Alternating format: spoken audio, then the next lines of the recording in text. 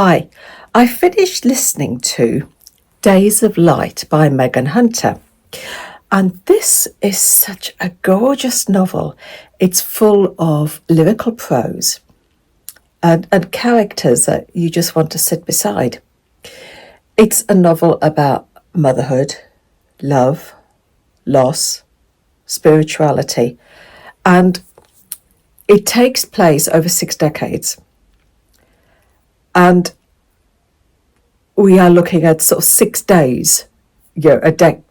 This is, we are sort of around Easter, a specific Easter in each of the 6 decades. Does that make sense?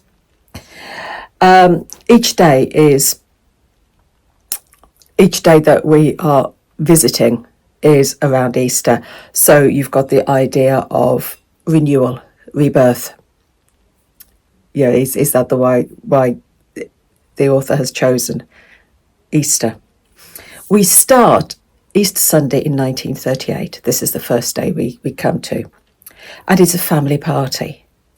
Our main character is 19-year-old Ivy. Ivy's family is loosely based on the Bloomsbury group. Her mother, Marina, is an artist. Her mother's lover, Angus, is also an artist. Her father, Gilbert, lives close by, and he's got a string of female companions. Ivy's aunt and uncle are also at this party. Her Aunt Genevieve is a novelist, and Genevieve's husband is a playwright. So it's a very arty group.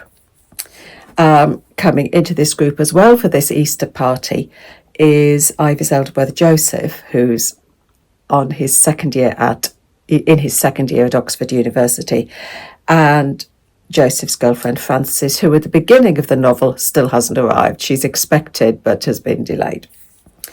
And then there's also Bear. This is the nickname given to the family friend Rupert Bear, On this specific Easter Sunday in 1938, there's a tragedy. And it's a day that never leaves Ivy. Never, ever leaves Ivy, this day. Because when this tragedy occurred, she saw a light. She is convinced that she saw a light.